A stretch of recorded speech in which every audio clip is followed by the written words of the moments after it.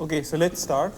Um, in the last class, we looked at this block diagram of a standard digital communication system, and in previous lectures we've seen something about these blocks, right? Essentially the source coding blocks, and our goal is to now unravel this channel coding block.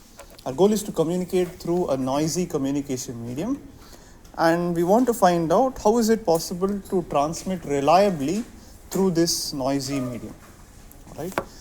So this medium, everything put together, is something that we'll model in a mathematical form, and we'll call this the channel. All right, and our model for the channel will essentially be probabilistic.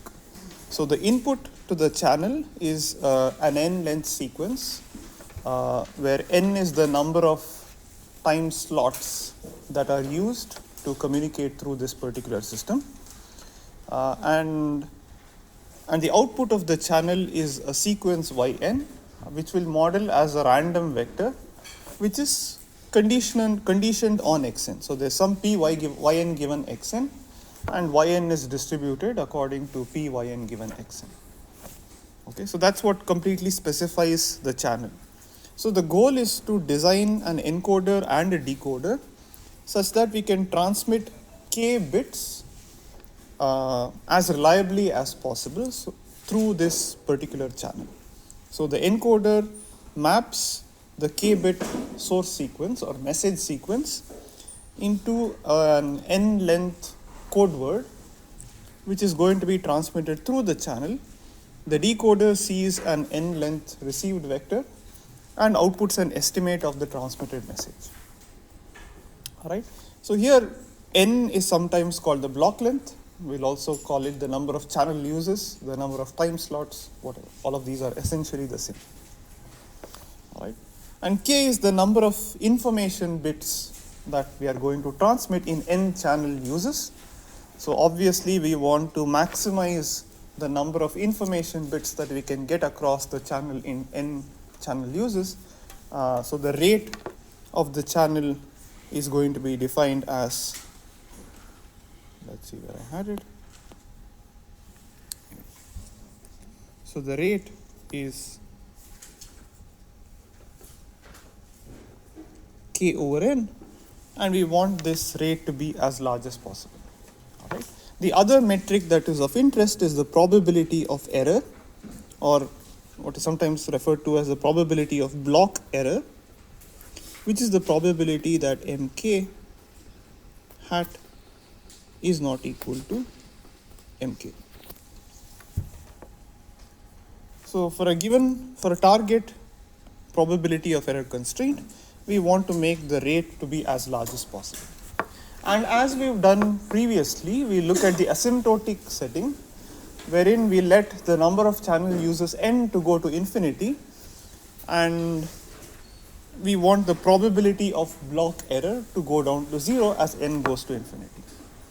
So effectively, if I have a large file, a k-bit file that I want to transmit through the channel, then at the receiver we want to make sure that the entire file is received correctly with high probability. Right? Not even one bit of this file can go wrong. Okay, that's the requirement. That is a requirement if we have a block error probability constraint. All right. This is different, for example, compared to the bit error probability constraint.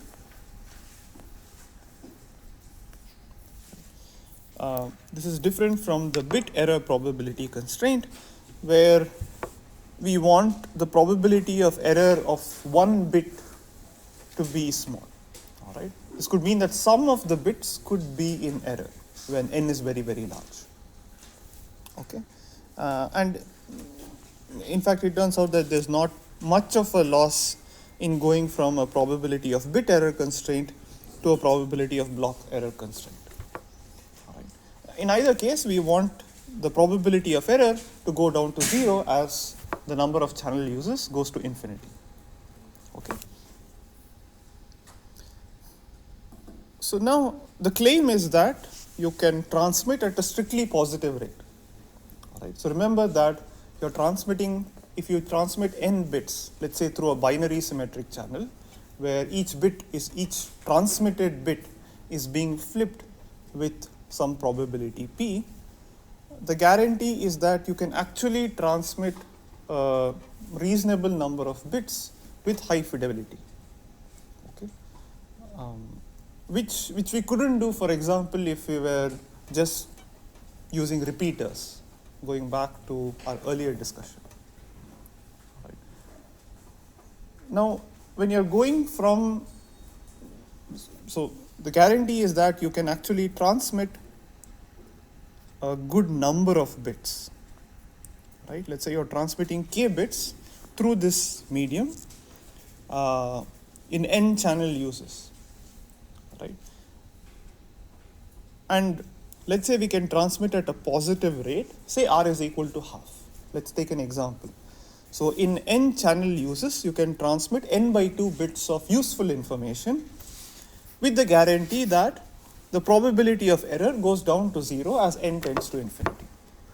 Okay, let's maybe take a specific example. Let's say k is equal to n by 2, so rate is equal to half. And let us say that we have somehow designed a communication system for which the probability of error decays as 1 over n. So if you go to longer block lengths, then the probability of block error goes down to 0 as 1 over n. Is there any loss? Is there some price that you're paying when you go to larger block lengths? What do you think?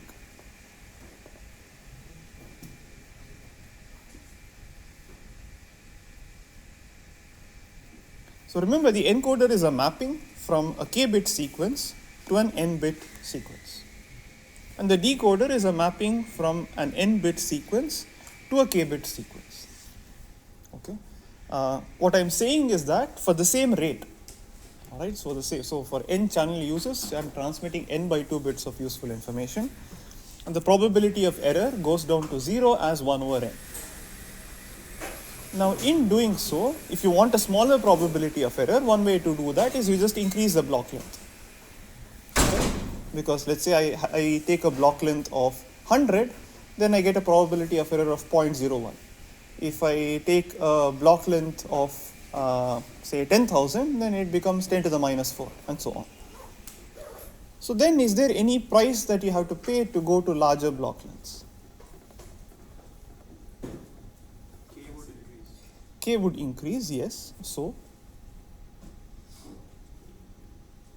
okay, let's maybe go back to the problem of where we have, let's say, a voice signal to transmit. Okay, you're speaking on the phone. Your voice signal is digitized. It's sampled and then converted to a digital signal after quantization and so on. So you have a stream of bits. You have a continuous stream of bits that you want to transmit. Okay, and again, for simplicity, we'll assume that it's a very long stream of bits that you have to transmit because you keep speaking for a long time, long enough duration, right? So in such a scenario, what you can do is you can break up the voice sequence into chunks of k bits each, all right, and then encode the k bit chunk into an n length code word and transmit. And this is how a typical communication system would work. All right. So is there any, and what I'm saying is that if you choose a larger n, then you can make the probability of error smaller because you can design good codes. I'm saying that you can keep that fixed. This ratio can be kept fixed. So again, we are taking this concrete example where r is equal to half. So I have this sequence of codes. For each n, I have one particular code. The code takes n by 2 bits as input, outputs n bit code word, and the whole process follows. All right, and my original voice signal is being broken down into chunks of k bits each, so n by 2 bits each, and then processed. That's the system. That's how the system works.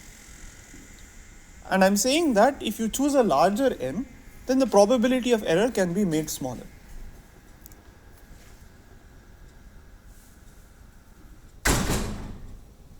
So if you think of it from the perspective of system design, you're an engineer who's designing this system, this is what is given, right? Somebody tells you that I can give you a code or a sequence of codes, one for each n, which has this particular property. All of them operate at rate half, and all of them, and the probability of error is guaranteed to be 1 over n. So clearly there's an advantage to choosing large n, right? Because you can make the probability of error smaller. But then are you giving up something? What is the price that you have to pay to choose larger block lengths?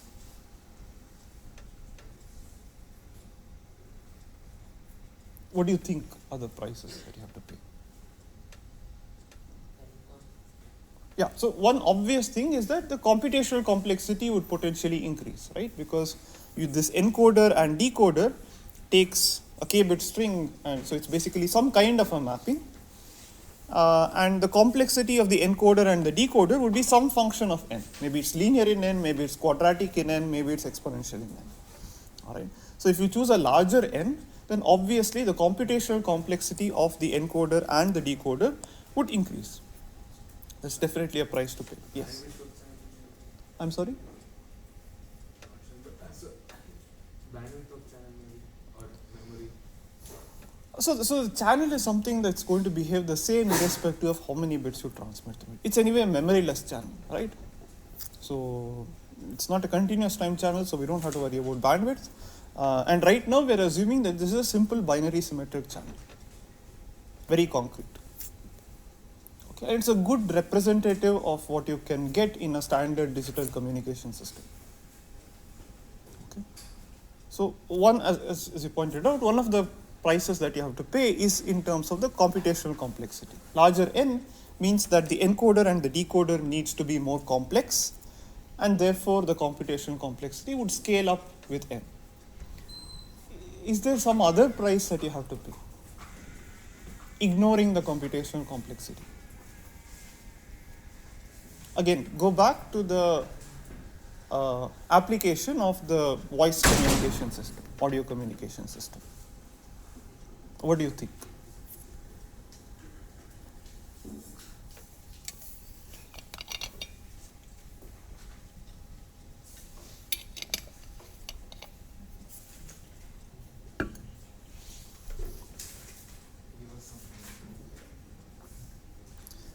I would almost give you the entire answer. But again, think about how the system works, right? You are taking a stream of bits as input. You are dividing them into chunks and processing them in terms of chunks. That's perhaps the hint.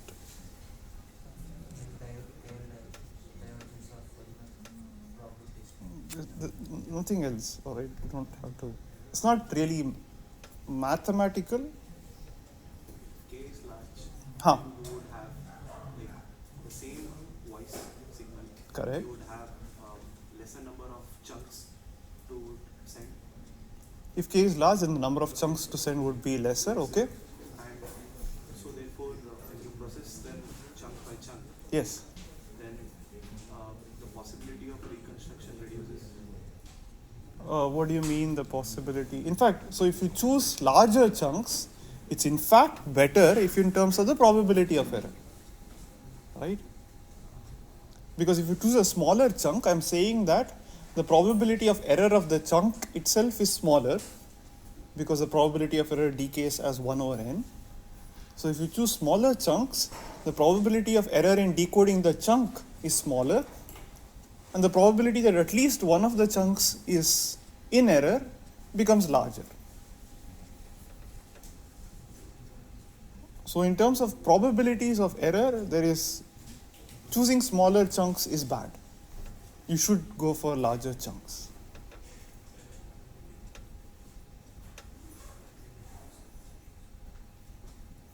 But there's something a little more subtle.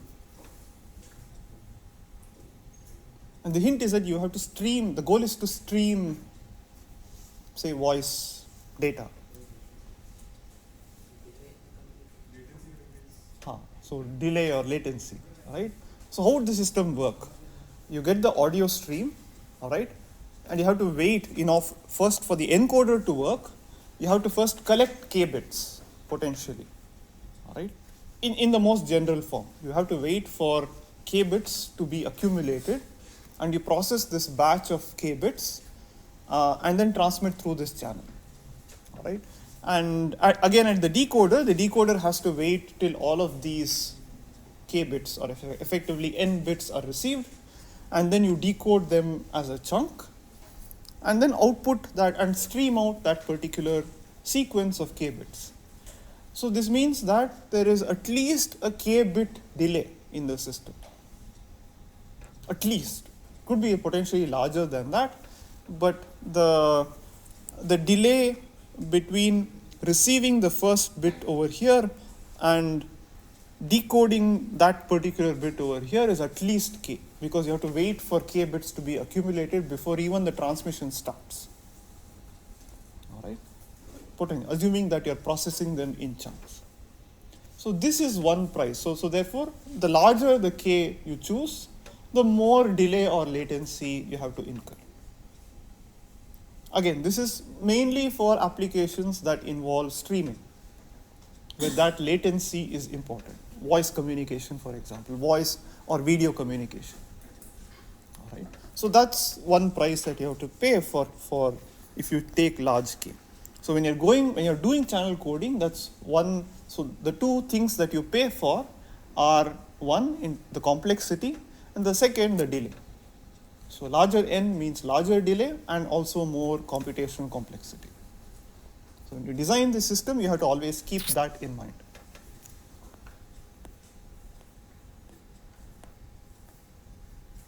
Okay. So now, so we have this, let's suppose that we have designed some particular code, all right? Let's try to think about what would an encoder look like and what would a general decoder look like. So you've seen a couple of examples of noisy channels or discrete memoryless channels. One example was the binary symmetric channel, where the channel basically flips each bit with a certain probability p and leaves it as it is with probability 1 minus p. We saw the binary erasure channel, where each bit is kept as it is with probability 1 minus p, and it is replaced with an erasure symbol with probability p. And the third example was a continuous alphabet channel, an AWGN channel, where the input and output are basically real numbers, and the output is basically the input plus Gaussian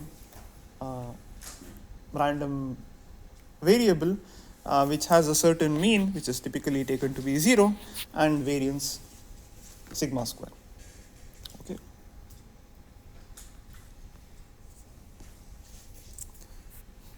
So for this, I mean, what does an encoder look like for such a communication system, for a channel code, and what would a decoder look like?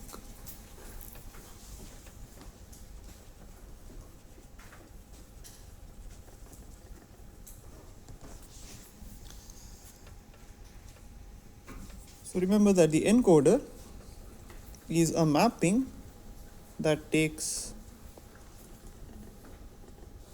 k bits as input and outputs n symbols,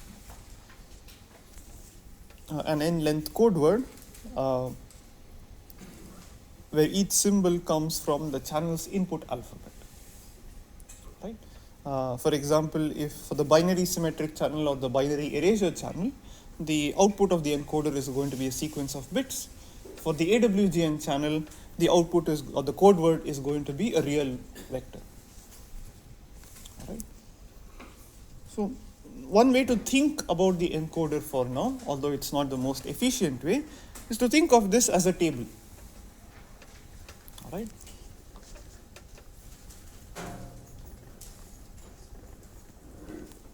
So basically you list all the message sequences, MK,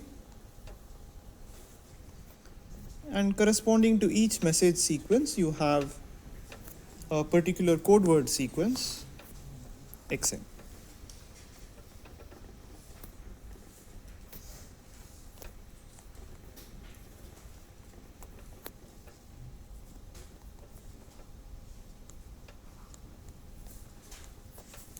So sometimes I'll represent the message in terms of a k-bit string, but sometimes I also refer to them as integers.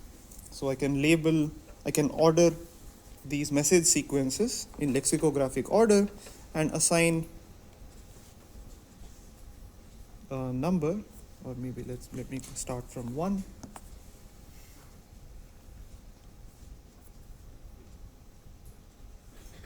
There are 2 to the k message sequences. So then corresponding to each of these, I have a code word which I can just list down.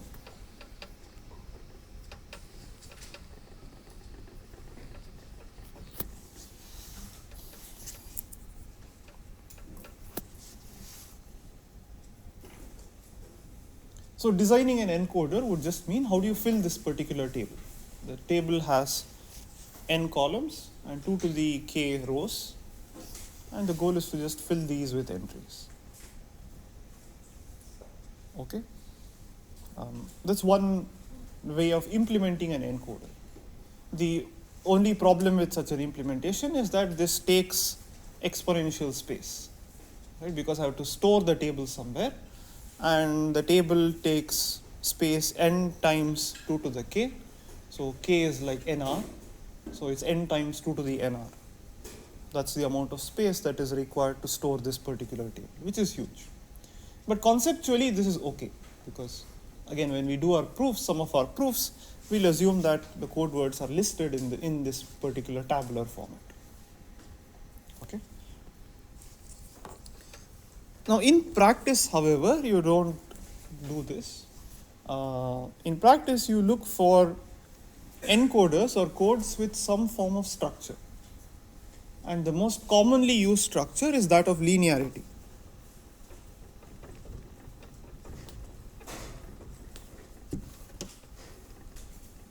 So typically, if you have, let's assume that the input alphabet is also binary,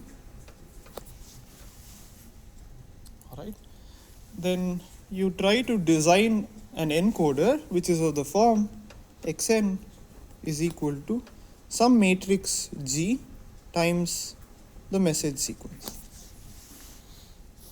So encoding amounts to just doing a linear operation, except that you have to be a little careful.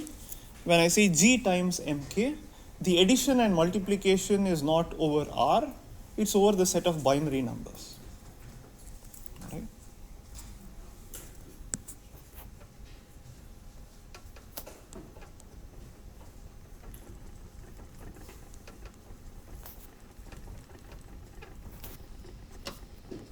If you've seen this before, this is over the binary field, which basically means that addition is just XOR.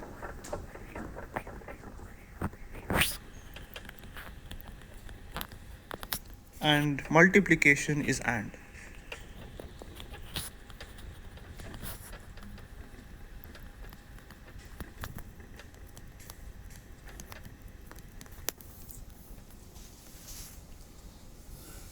All right.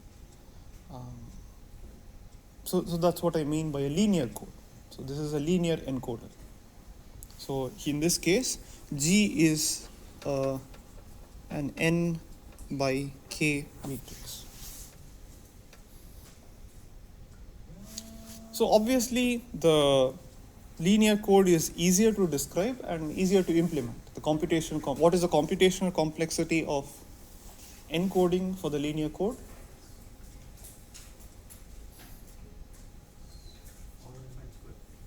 It will be roughly order n square, right? So that's pretty, because it's just a matrix vector multiplication, nr bits input and n bits output. And storing, and the space complexity is also order n square, because you only need to store the generator matrix. The encoder only needs to know the generator matrix, and there are order n square entries in the generator matrix. So both the space and time complexity of encoding is just order n square, which is great. All right. In practice, you try to reduce this even further to make it, say, order n log n or n log square n. Right? because for practical systems, even an order n square complexity is considered to be too much.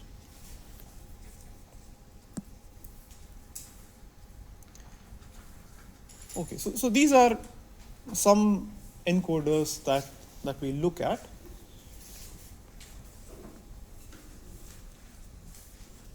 And the next is we'll see what decoders would look like.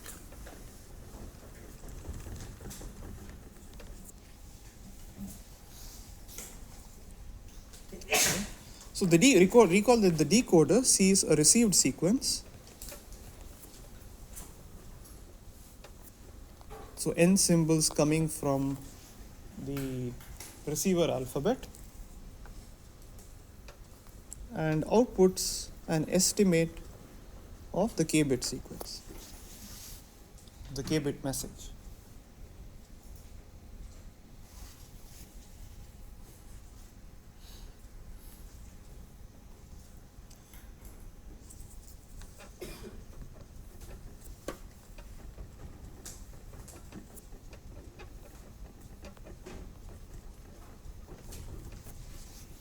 Now, what we could potentially do is you fix an encoder. It could be a linear encoder, it could be implemented in a tabular form, that doesn't matter. So for a fixed encoder, you can try to choose the decoder that minimizes the probability of error.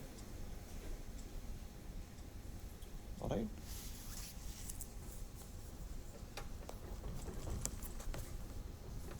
The probability of block error.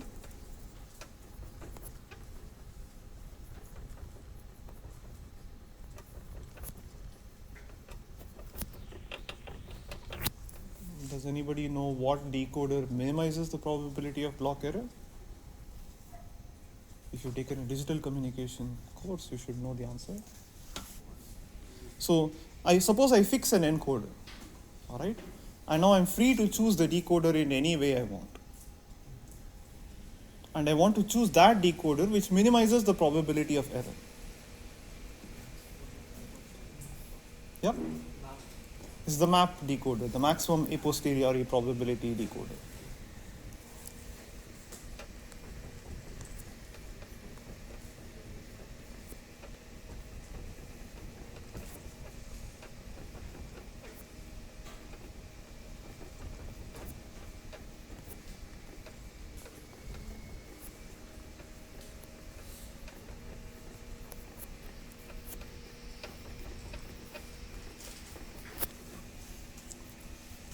And what is the map decoder?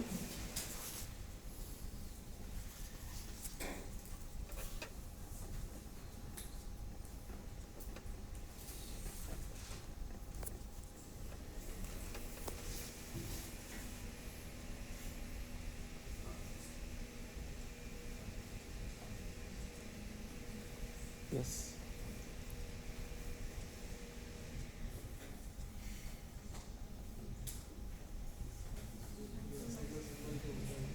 Yeah. Okay. What posterior probability are we talking about here? Of? So it's max. It's basically the argmax over all possible MK, all possible messages of the probability of that the transmitted sequence, the transmitted message was MK given that the received sequence is Y. So I should be a little more precise. Given a received sequence, this is the map rule.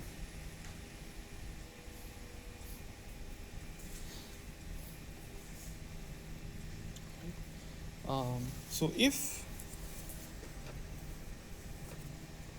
okay, so first exercise, show that this in fact minimizes the probability of error.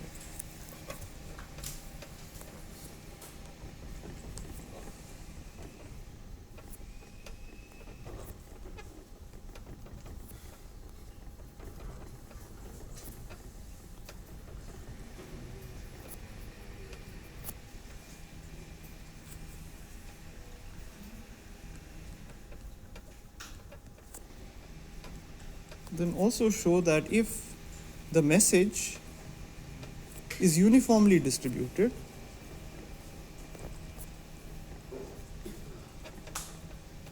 then basically the map is the same as the maximum likelihood decoder, which is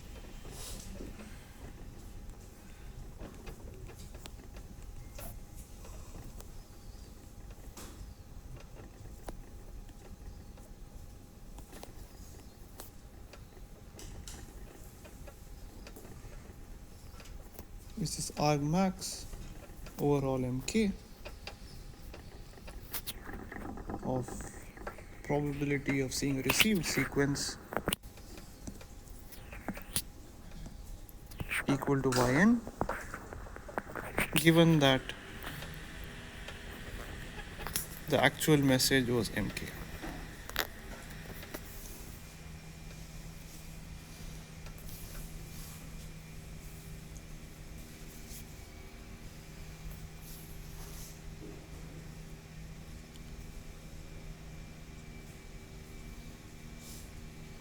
All right.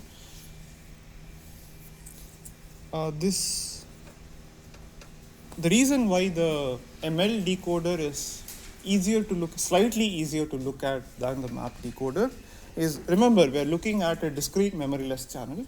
For now, we're also assuming that this is a finite alphabet discrete memoryless channel. If it's not, okay, so this is, so when I say that this is the map decoder, when I say that this is the ML decoder, I am assuming that yn is discrete.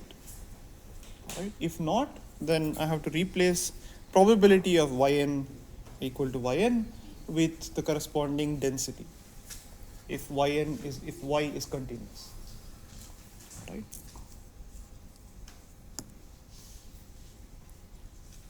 But okay, so why look at the ML decoder instead of the map decoder? Well, suppose that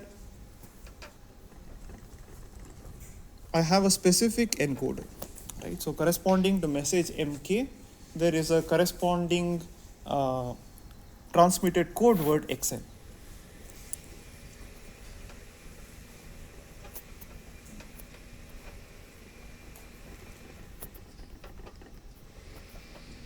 So this is equal to probability that yn is equal to yn, given that xn is equal to the code word corresponding to mk.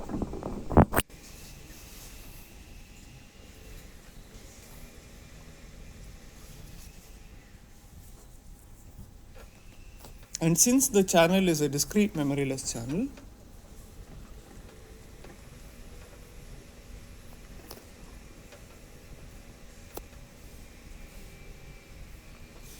this breaks down as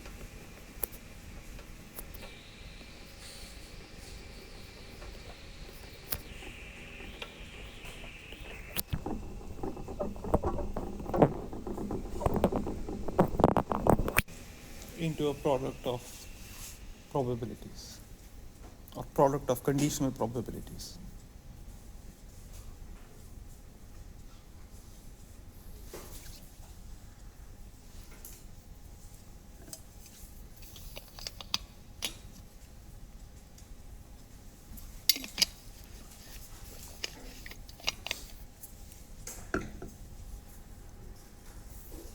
Now, in general, both the map and the ML decoder are hard to implement in practice because they involve an exponential search. So typically, people look at suboptimal but efficiently implementable decoders. All right. I'm sorry, MK. So the it's an argmax over all possible k-bit source messages, right? So here, this is the code word corresponding to the message mk. Okay. That's the notation that I'm using over here. So if you look at this particular table, you have some particular message over here, and you look at the code word corresponding to that message. That's my xn. Any questions? Okay. So it turns out that for specific channels, this ML decoder has a particularly nice form. And again, here's an exercise.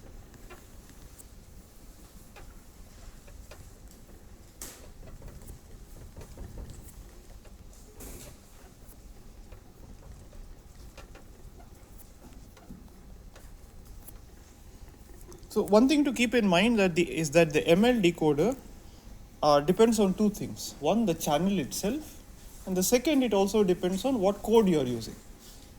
Okay, but nevertheless, you can always specify the ML decoder in terms of the list of code words. As for example, what we have done over here.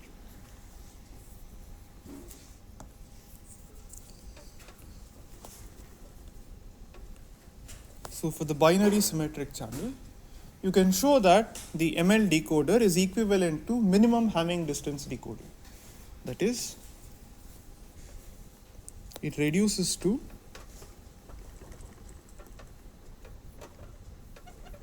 argmax overall,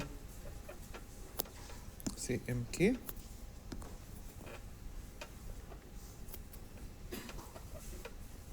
the so-called Hamming distance between, this should be argmin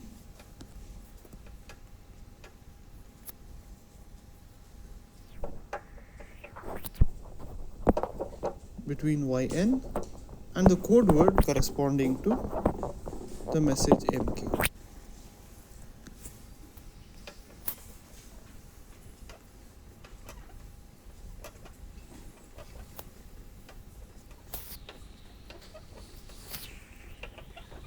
So this is the Hamming distance, which is basically the number of locations in which these two sequences differ. All right. Any questions?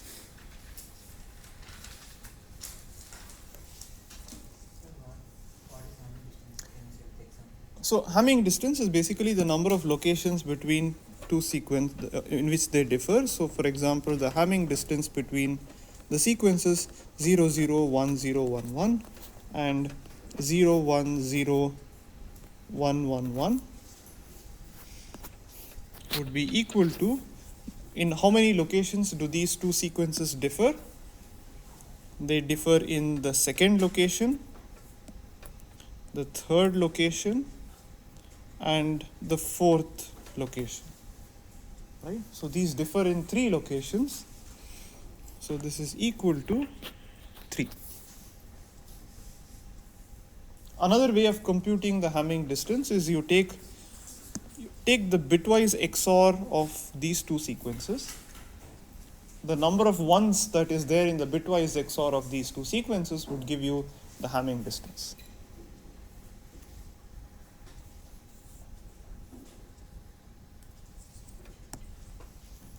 Any other questions? So when we say decoding, Correct. are we seeing at the process of getting yn from xn or getting No. mk? The channel is going to give you yn, right? So yn is going to be random based on what xn is.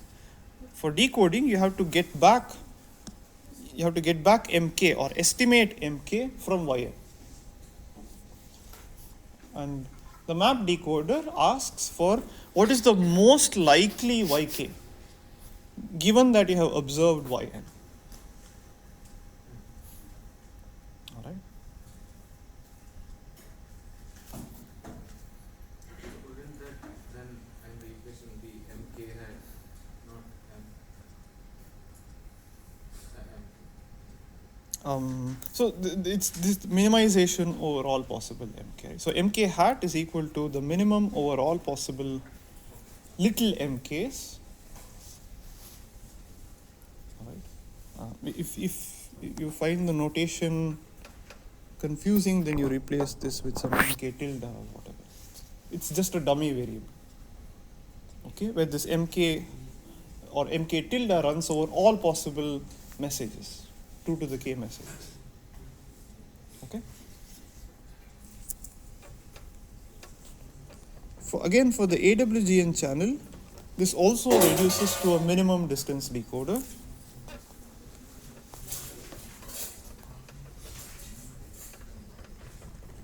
Argmin, again overall mk tilde, but now it's not the Hamming distance, but rather the L2 distance between the received sequence and the code word corresponding to that message.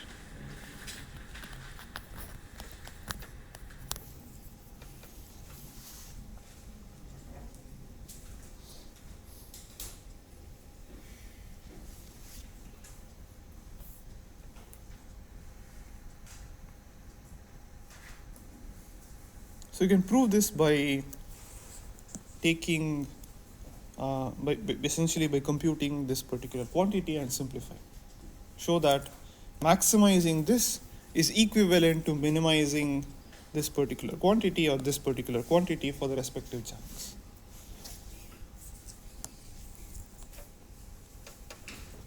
Also, try to give a simple description for the binary erasure channel. I won't tell you what it is, but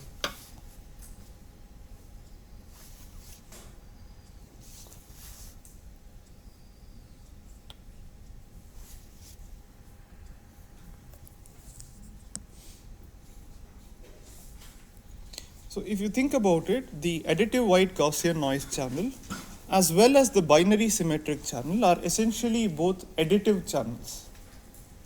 So in this case, the AWGN channel, it's an additive channel because you're adding independent noise, right? The BSC is where you're flipping bits independently at random, but that can also be modeled as an additive noise channel.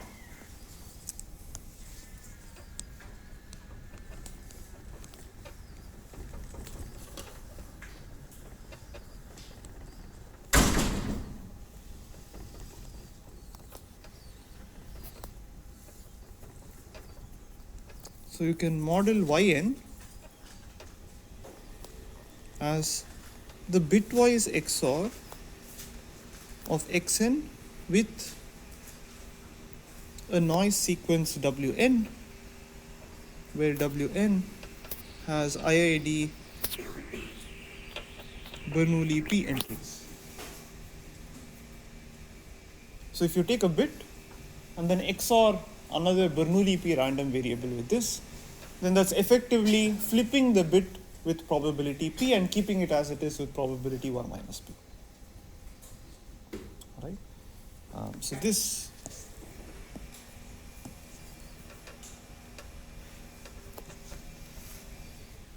so the BSC can also be modeled as an additive noise channel. And if you have any such additive noise channel where the noise is independent of the transmitted sequence, then the ML decoder you can show is basically going to be some form of a minimum distance decoder.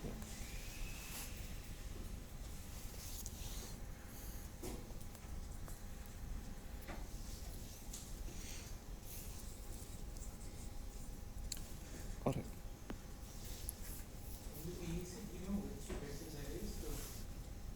right. Yeah.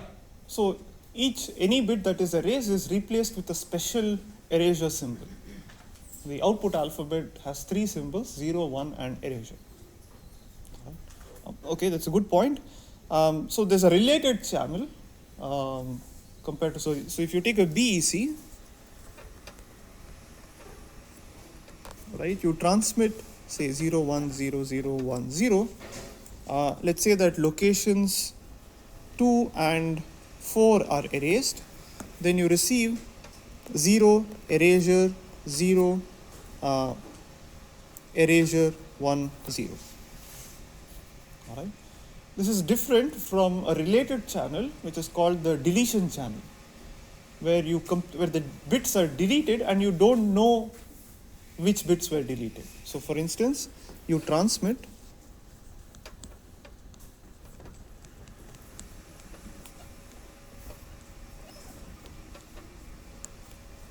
0, 1, 0, 0, 1, 0, and let's say that the second and the fourth bits get deleted instead of being erased, then you get 0, 0, 1, 0. So the number of bits that you transmit is different from the number of bits that you receive. In this case, so you transmitted 6 bits, you received 4 bits, and you have no idea which bits were deleted or which locations the deletions occurred in. So the deletion channel is much harder to decode compared to the erasure channel.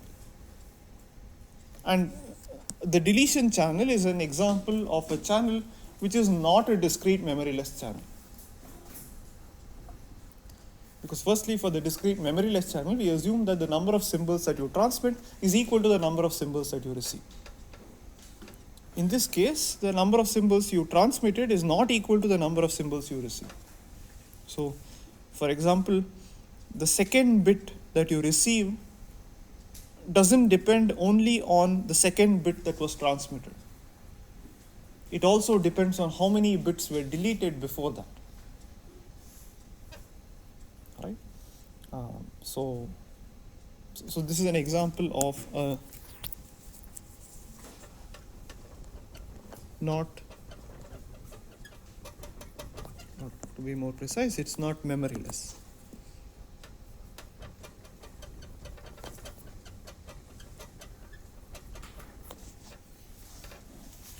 And non-memoryless channels are in general much harder to analyze than memoryless channels. Now the deletion channel is something that actually arises in practice, particularly in channels where there's a mismatch in synchronization between the transmitter and the receiver. So if you think of, how do you actually transmit signals, right, in a digital communication system? So maybe a 0 gets mapped to a pulse, which is maybe -1, and a 1 gets mapped to a pulse, which is a +1. All right, so the sequence corresponding to this would be, say, 0, 1, 0, 0, 1, 0. All right. And the way when you receive, you would basically kind of sample this, right, in order to get back the received sequence 0, 1, 0, 1, 0. And it depends on where you sample, right? You sample, let's say, at these midpoints, you read this as 0, 1, 0, 0, 1, 0.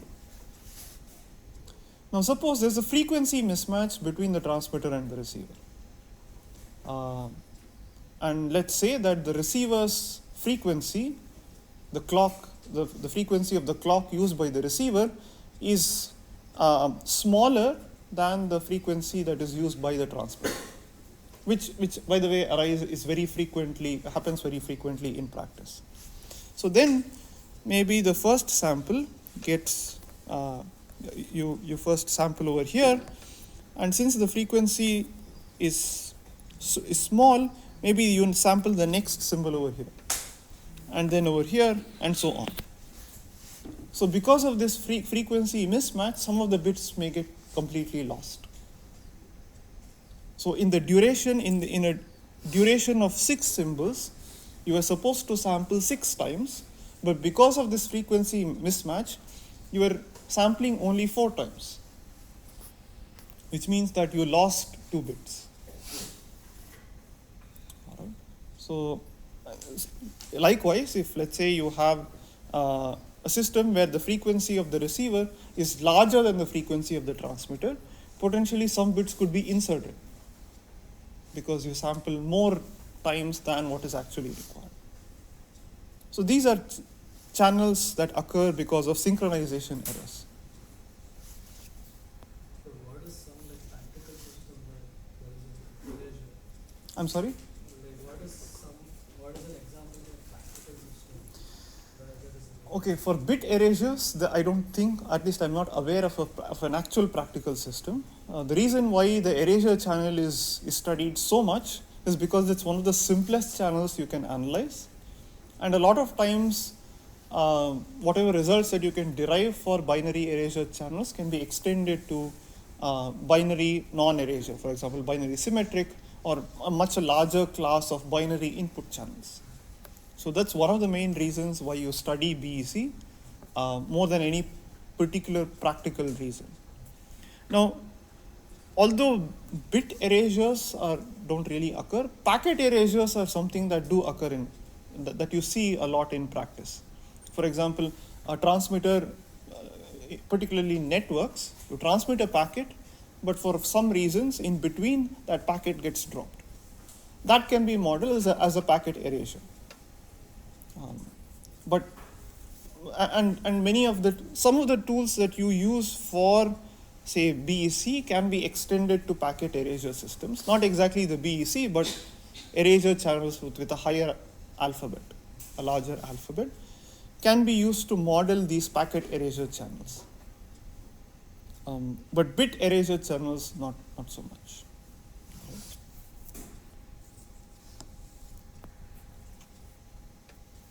Any other questions? Isn't the minimization for BEC identical to BEC? No.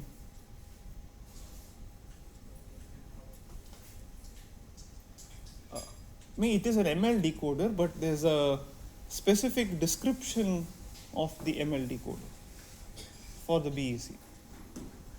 It's not a minimum distance decoder. It's something else. If there's a magnitude, isn't it equally likely to be 0 or 1? Yes. Which is why you have to think along those lines to say what the ML decoder is.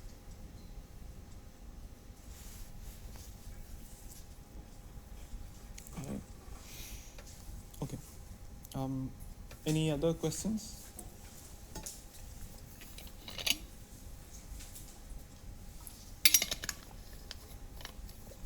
Okay. So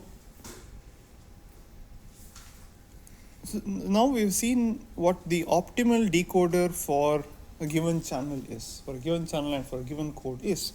Let's try to think about the decoder from a slightly geometric perspective, all right, just to build some intuition. So what does the decoder effectively do? Let's say that this is the space Yn.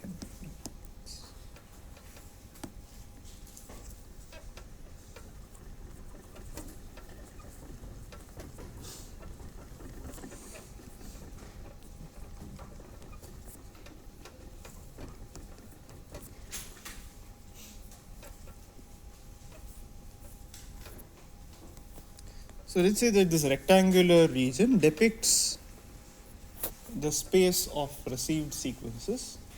For a binary symmetric channel, this would be set of all possible n-length binary sequences. For the binary erasure channel, this would be the set of all possible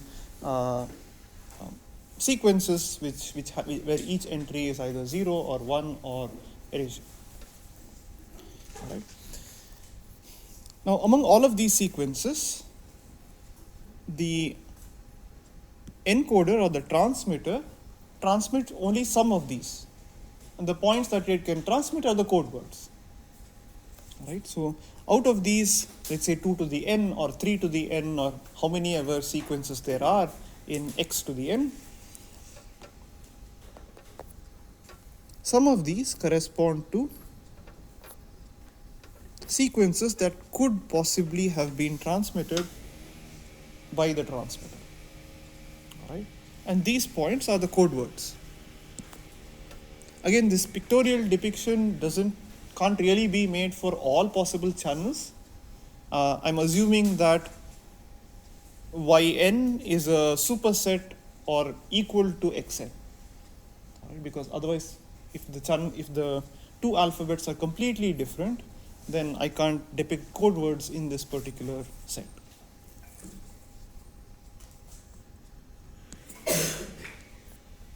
So these are code words. For example, this could be the code word corresponding to the all zero sequence. This could be the code word corresponding to the all ones message sequence, and so on. So I have 2 to the nr possible or 2 to the k possible messages, and corresponding to those 2 to the k messages, there are 2 to the k code words. Okay, and these are, let's say that these purple points correspond to the code words. Now at the receiver may receive any sequence in yn, not just the code words themselves. Very likely what the receiver sees is not going to be a valid code word at all, because it's a random channel. All right. So the goal of the receiver is to say, given any received point, it has to decide which of these code words were actually transmitted. All right. So for example, this could be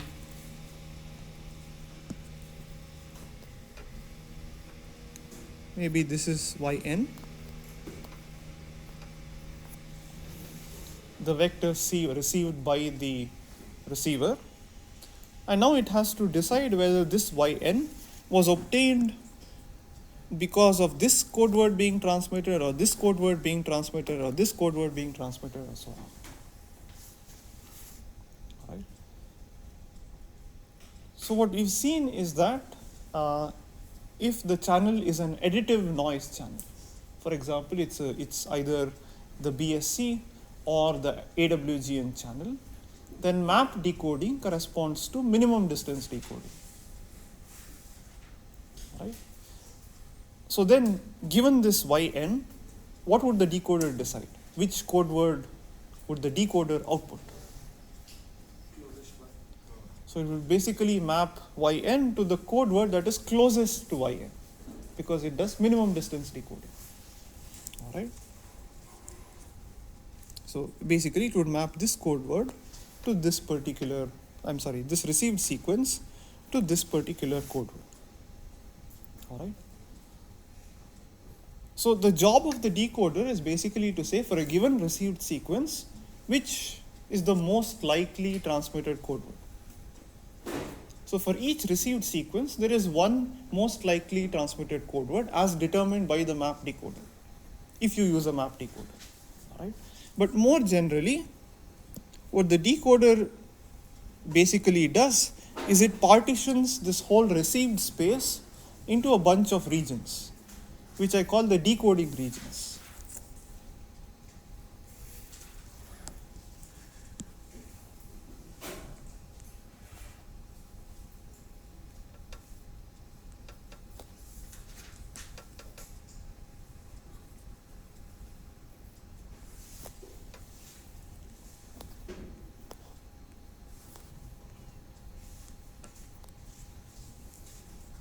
Right. So for example, this is the decoding region corresponding to this particular code word. This would be the decoding region corresponding to this particular code word, and so on. So if the receiver sees any sequence in this region, then it always outputs this particular code. If what the receiver is doing, if the decoder is a minimum distance decoder, then the corresponding decoding region is the set of all points that are closest to that particular code word.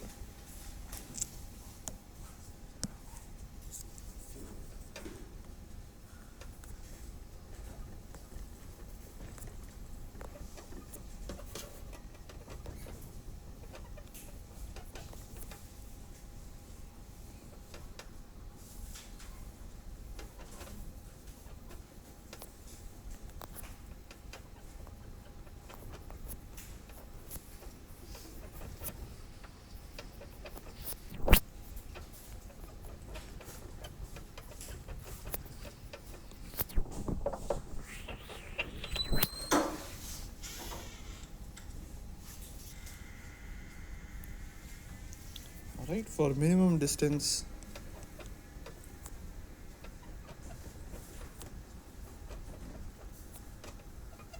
so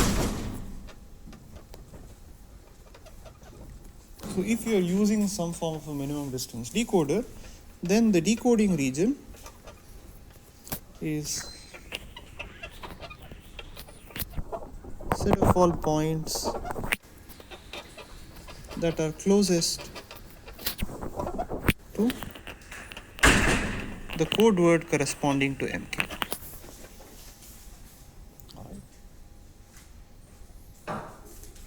And this is sometimes also called the Voronoi region.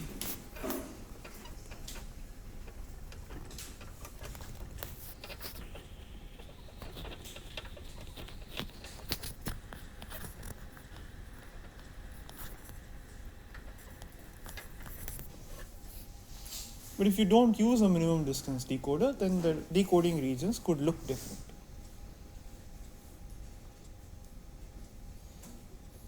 But no matter what you do, no matter what kind of a decoder you use, no matter what kind of an encoder you use, the same, as long as the encoder and decoder are deterministic, such a picture still holds. You have a bunch of transmitted code words, and corresponding to each code word, you have a corresponding decoding region. All right. So suppose that one of these code words was transmitted. What is the probability of error given that this code word was transmitted? Sum of probabilities of all of them. Correct. So it's basically the probability that the received sequence lies outside the decoding region. Right? So it's the probability that, for example, if this code word was transmitted, then the probability of error is the probability that the received sequence lies anywhere in this particular region. Right? So that intuition is particularly helpful when analyzing channel codes.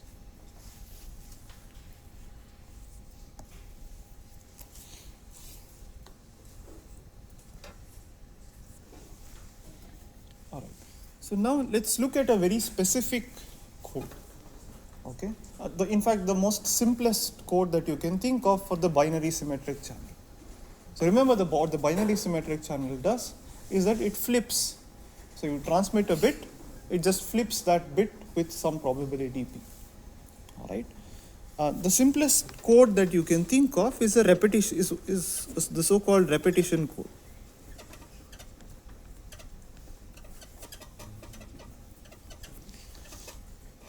Where basically you repeat each message bit a certain number of times. All right. So let me use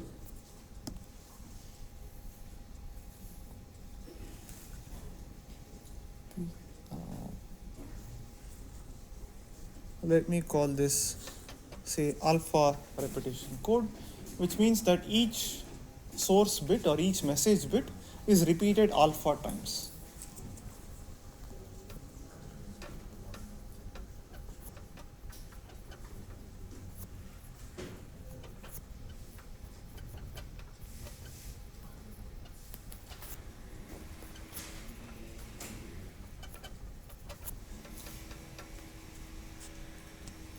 So for example, if the source sequence is 0, 1, 1, 0, and alpha is, let's say, 3, right?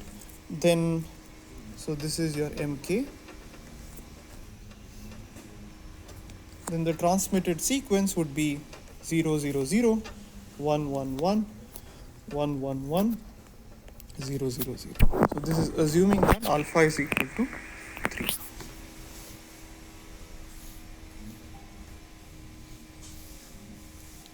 Now you transmit this through the channel and then you receive some yn where some of these get flipped. So maybe you receive 0, 1, 0, 1, 1, 1, maybe 0, 0, 1, and 0, 1, 0. Okay. What would the decoder do?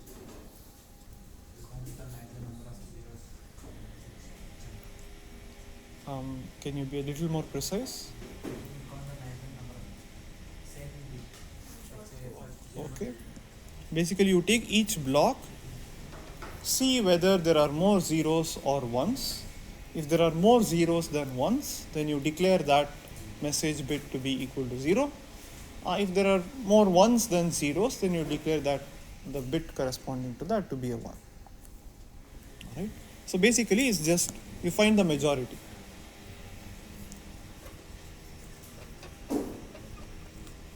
So if I call this y of 1, y of 2, y of 3,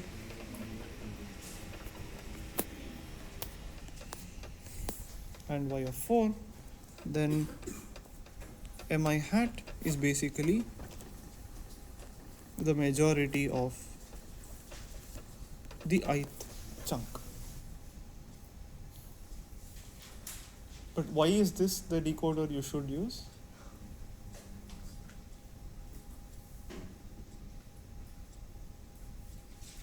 It's intuitive, I agree, but why this? Is this the best? At least half of the bits are not transfer. What do you mean? So I'm asking, what is the optimal decoder? Right? And optimal, again, we know what optimality means. It means that this minimizes the probability of error. So is this the optimal decoder? What decoders have we seen so far?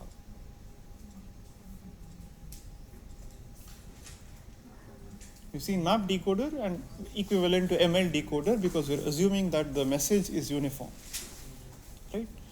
And we've also seen that for the binary symmetric channel, ML decoding, again, I gave it to you as an exercise, but ML decoding is equivalent to minimum Hamming distance decoding.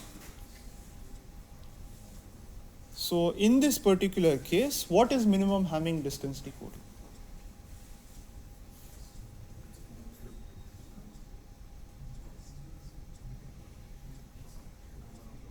Yeah? Okay, is the minimum Hamming distance decoder the same as this majority decoder? For simplicity, let's assume that k is equal to 1. You're transmitting a single bit because anyway you're processing them in blocks of alpha symbols each. All right?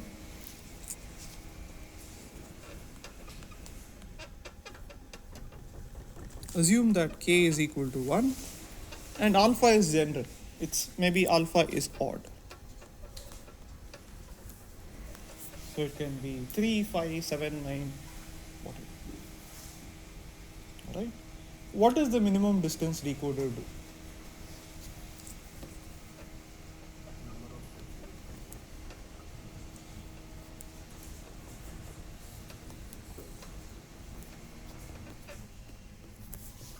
Or to be more precise, what is the distance?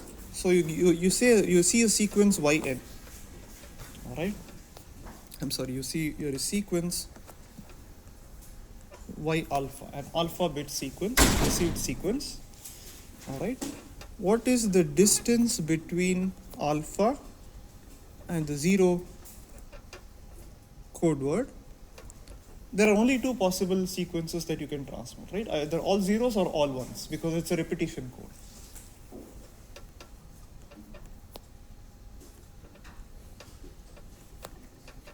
And in particular, this is the Hamming distance.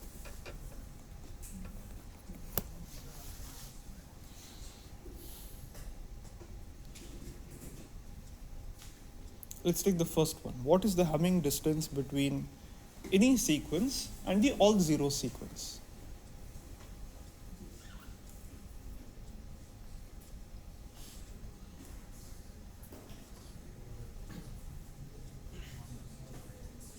Yes? Which chunk are you considering? First chunk? I mean, we are assuming that only one bit is transmitted, so there's no chunk. So what is this equal to?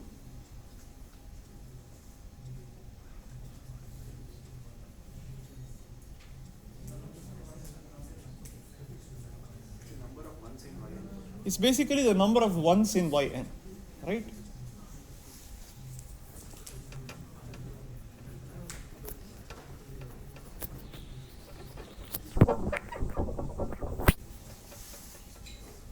Right? It's basically the number of locations in which yn and 0 differ.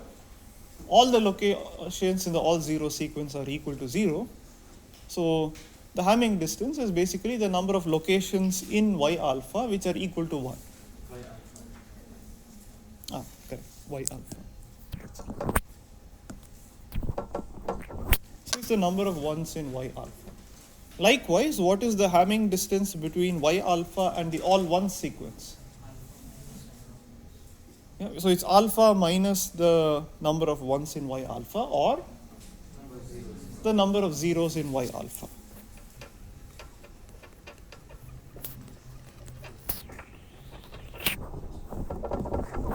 And what does the minimum distance decoder do?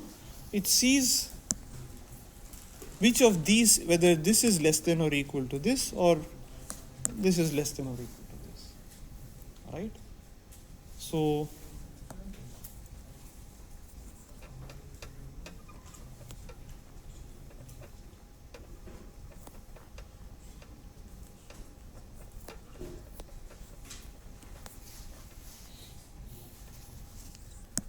So it declares 0 if this quantity is smaller than this quantity.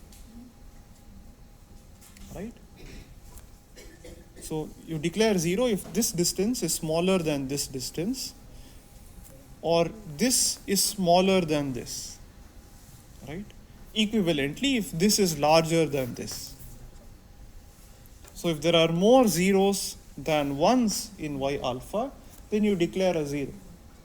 And if there are more ones than zeros, then you declare a 1.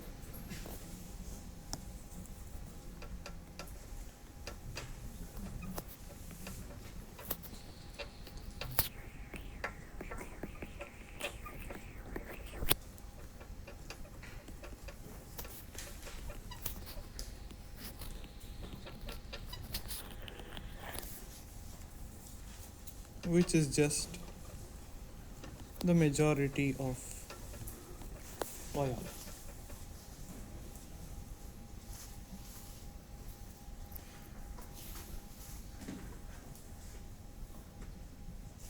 Right?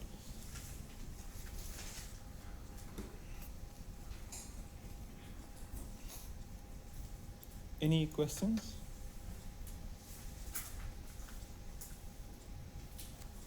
Okay. So what is the probability of error of this? So now I have an explicit code, the repetition code, and I know what the optimal decoder is. This decoder minimizes the probability of error. Let's try to see what we can say about the probability of error. So what is the probability of error equal to?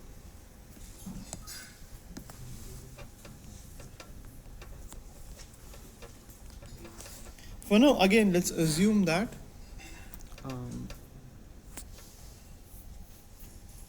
let's assume that k is equal to 1. All right.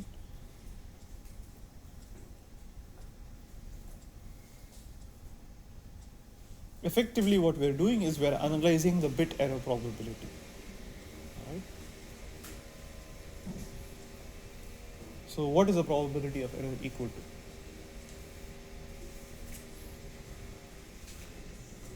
How do you compute this?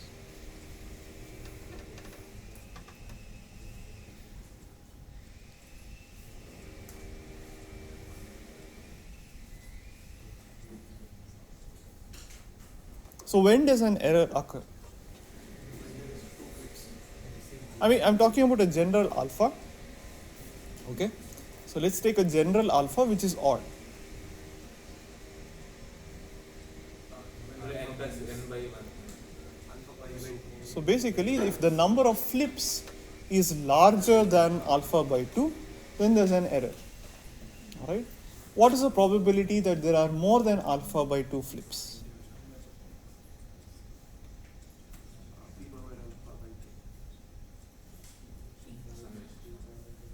Yeah. So it's sum over all.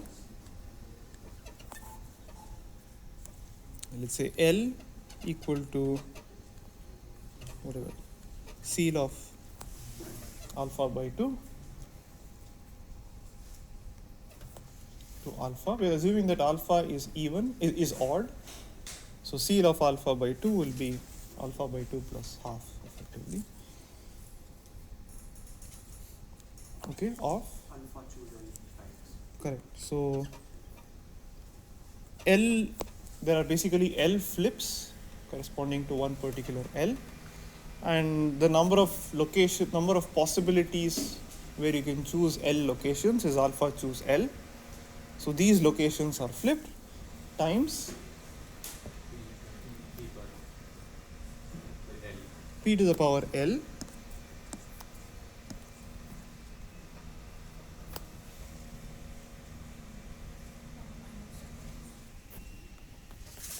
one minus p to the power alpha minus L. So this is the exact probability of error of this particular repetition code using the ML decoder. Right? Now let's suppose that we want this quantity to be small.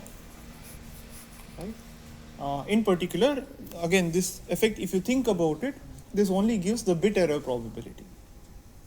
Right? Maybe I should call this PB.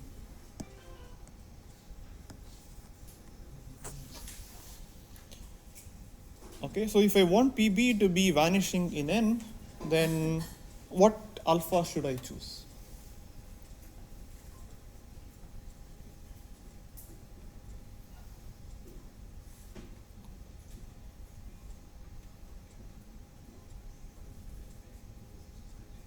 Okay, so to do that, let's take a lower bound on PB. Okay, I'll take, so one lower bound on this particular PB can be obtained by taking one term of this particular quantity. Right?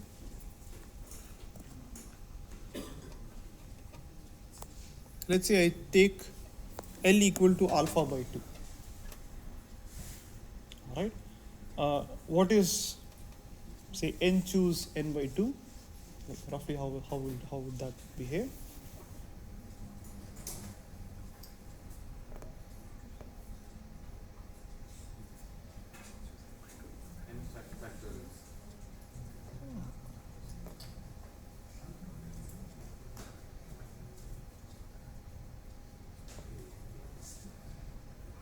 It will be roughly 2 to the n by 2. Right? Again, it's not particularly important for us, but okay. If you want to be a little more precise, so n choose k is always greater than or equal to n by k whole to the power k. That's a lower bound for n choose k. All right. So I have alpha choose alpha by 2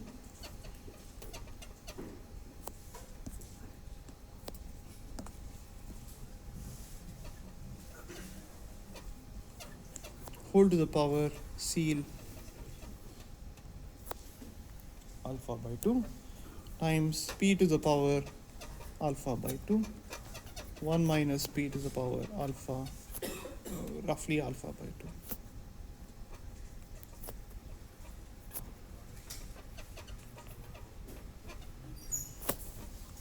Right, which is approximately equal to, I mean, ignoring the seal, this is going to be 2 to the power alpha by 2 p times 1 minus p whole to the power alpha by 2.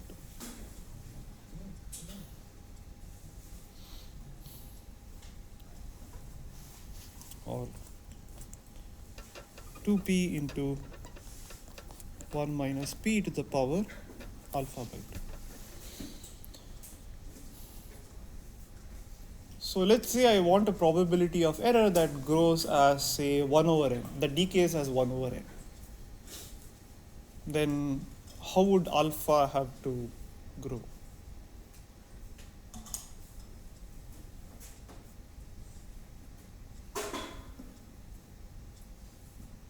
Log 1 over n. Roughly log n. Right?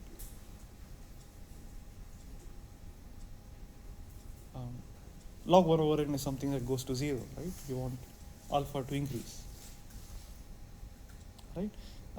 So if I want, in particular, suppose I choose a constant alpha, then would this quantity go to 0 as alpha, as n tends to infinity? No, right? Because after all, this quantity is a constant, independent of n. So if I want even the bit error probability to go to 0 as n tends to infinity, I cannot do that with any constant alpha. So if we want the bit error probability to go to 0 as n tends to infinity, again keep in mind that this is a weaker requirement than asking for the block error probability to go to 0 as n tends to infinity. All right? If the bit error, because if you recall, we saw a bound between the bit error probability and the block error probability. All right? So if the bit error probability goes to 0, the block error probability may go to 0 depending on how fast the bit error probability goes to 0. But if the bit error probability does not go to 0, then for sure the block error probability will not go to 0, because the bit error probability is a lower bound on the block error probability. Because if one bit is in error, then surely the whole block is in error.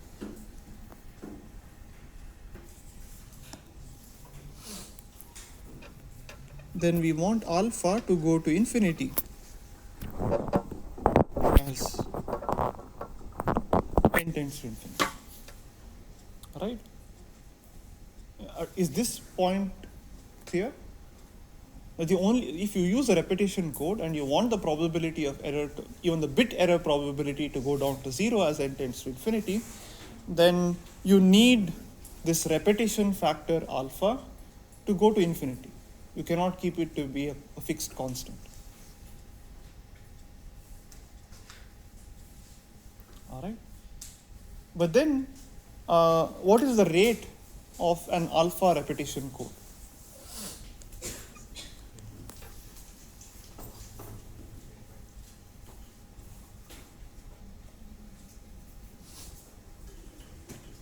So if you want, yeah, it's basically 1 by alpha, right?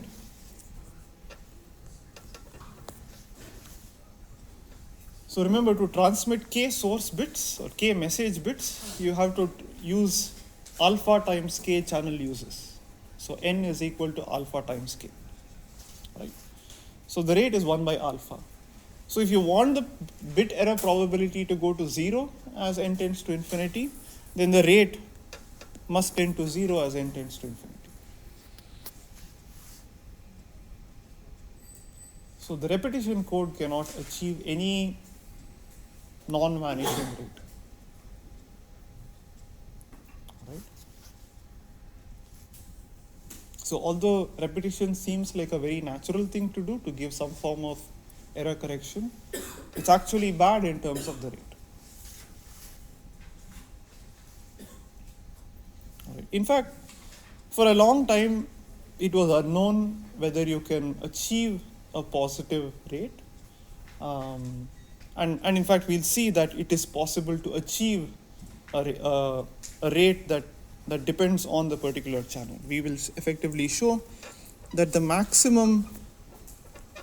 optimal rate of communication happens to be this quantity, max overall px, of the mutual information between x and y.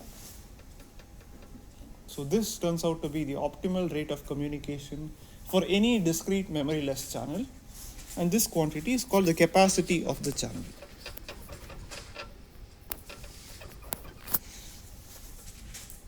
And again, we'll do this in a non-constructive way.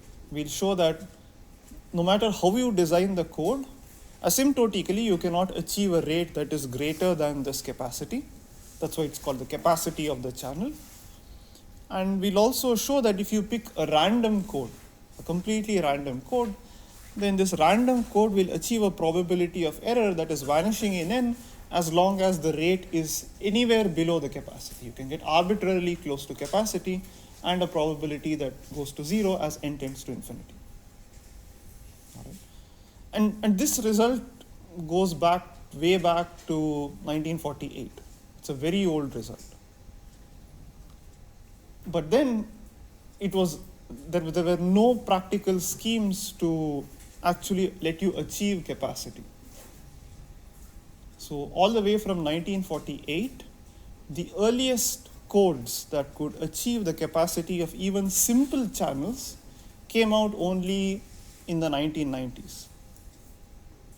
All right? So, I mean, the development of codes that achieve capacity itself has a very fascinating history. So the earliest capacity achieving codes came in 1993. These were called turbo codes. And again, all of this is only for binary channels. Binary input, but more general output channels. And when I say capacity achieving codes, I mean codes that can be implemented in practice, right? That you can actually deploy on any common hardware. So this came out in 1993 in a conference called the International Conference on Communications. And this paper, there's no proof that these codes achieve capacity. So they just said, okay, here is a code, and this achieves capacity. All right? And nobody believed them. So this was presented at a conference. People said, no, this can't be correct. But then everybody went back and then simulated. I mean, all of this was based on simulations. And everybody went back, simulated this, and found, yes, it actually does get you very close to the capacity. Until date, there is no proof. There's no mathematical proof that these turbo codes can achieve capacity. But they were implemented, they were part of communication standards for some time, particularly in, I think, up to the 3G communication systems. But then later on, in late 90s, in fact, these codes were proposed in 1960, the so-called low density parity check codes.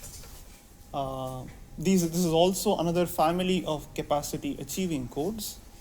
They were part of basically the PhD thesis of Robert Gallagher.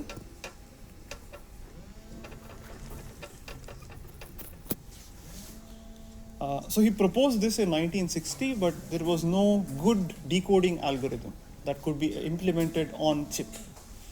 But then later on in around 1996, there were new decoders that were proposed for LDPC codes, and from then on, there have been a host of developments going to the early 2000s.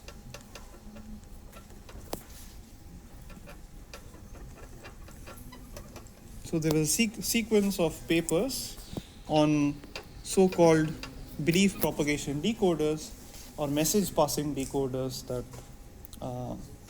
allowed LDPC codes to be implemented in practice. And now LDPC codes have more or less replaced turbo codes everywhere. And later, around I think 2009, there was another sequence of codes called polar codes.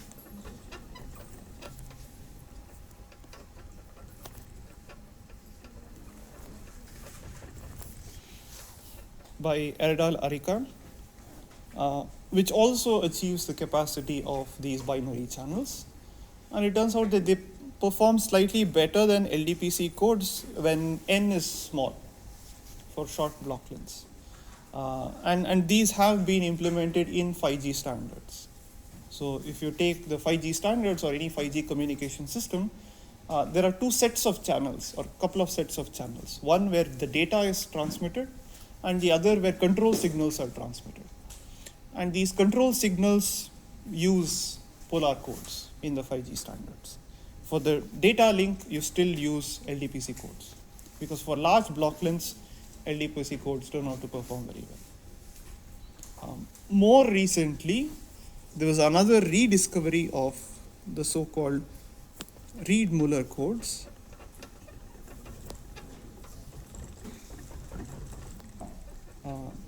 Again, these were proposed even earlier in 1954, but were shown to achieve capacity only in 2016. And in 2016, it was shown only for the binary erasure channel, only one specific channel, and that too under bit error probability. And there have been a lot of updates to that, including, I think, 2024, 2025, where people have shown that these codes achieve capacities of larger groups of channels, but not under efficient decoders. If you do map decoding of these codes, then they achieve capacity. But in practice, they seem to perform very, very well. And these are contenders to replace or work in regimes where polar codes work, so short block lengths. So for short block lengths, typically people use either Reed-Muller codes or polar codes, and for large block lengths, the general standard is to use LDPC codes. All right, and many of these codes have, at least the LDPC codes, for example, have also been used for quantum systems. There are so-called quantum LDPC codes that are known to perform very well for quantum channels. All right. Okay, let's stop here. Any questions?